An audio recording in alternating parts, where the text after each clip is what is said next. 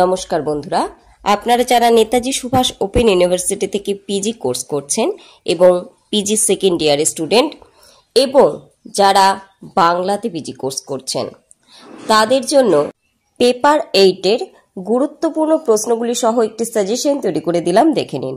প্রত্যেকটি প্রশ্নই গুরুত্বপূর্ণ এবং আমি আশা করছি এই প্রশ্নগুলো থেকেই আপনারা 95 থেকে 100% কমন পাবেন। আপনারা জানেন যে আপনাদের 18 নম্বরের প্রশ্ন লিখতে হয় 2টি, প্রশ্ন আসে 4টি, 12 নম্বরের প্রশ্ন লিখতে হয় 3টি, প্রশ্ন আসে 6টি এবং 7 নম্বরের প্রশ্ন লিখতে হয় 4টি, প্রশ্ন আসে 8টি। প্রথমে আমি দিয়ে দিচ্ছি 18 এবং 12 নম্বরের জন্য যে প্রশ্নগুলি গুরুত্বপূর্ণ সেগুলো।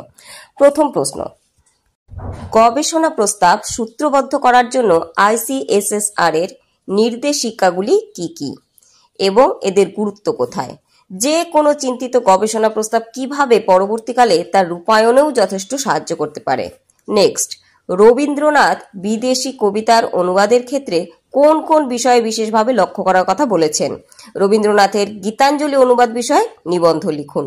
নেক্সট, সফল অনুবাদের শর্তগুলি কি কি? সাহিত্য ও কবিতার অনুবাদের সমস্যা ও সমাধান বিষয়ে আলোচনা করুন। নেক্সট, জীবনানন্দ দাশের কবিতার অনুবাদ করতে গেলে অনুবাদককে সমস্যায় পড়তে হয়। ব্যাখ্যা সহ তার রচিত বনলতা সেন কবিতার অনুবাদ সম্পর্কে আলোচনা করুন। 5. গবেষণার সন্দর্ভে পদটিকা ও অন্তর্টিকা ব্যবহারের প্রয়োজনীয়তা ও প্রয়োগ সম্পর্কে লিখুন। গবেষণায় সংখ্যাতাত্ত্বিক উপস্থাপনার গুরুত্ব লিখুন। 6.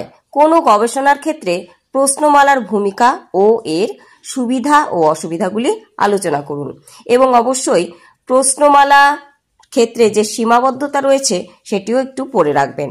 নেক্সট কোয়েশ্চেন, সাহিত্য গবেষণায় উদ্ধৃতির প্রয়োজনীয়তা ব্যাখ্যা করুন এবং প্রসঙ্গত উদ্ধৃতির শৈলী বিষয়ে আলোচনা করুন।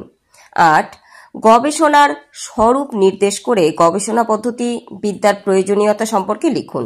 নেক্সট, 19 শতকে ভারতীয় সাহিত্যে অনুবাদ বিষয়ে যে আলোচনা পাওয়া যায় সেখানে বিদেশিদের ভূমিকা প্রধান, ব্যাখ্যা করুন। পরবর্তী প্রশ্ন, গবেষণায় তথ্য বিশ্লেষণের প্রয়োজনীয়তা লিখুন। তথ্য প্রক্রিয়াকরণে সম্পাদনার পদ্ধতিগুলি সম্বন্ধে আলোচনা করুন। 11. অনুবাদের সঙ্গে ভাষার সম্পর্ক লিখুন।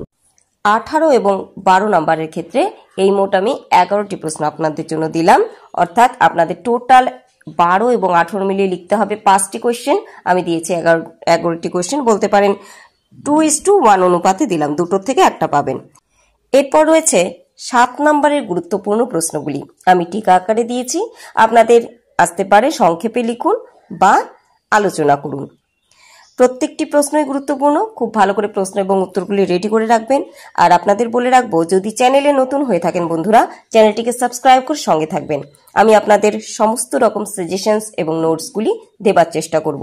আপনারা কমেন্ট করতে পারেন যে আপনাদের কোন বিষয়ে সাজেশন বা নোটস চাই, অবশ্যই আমি শীঘ্রই দিয়ে দেব।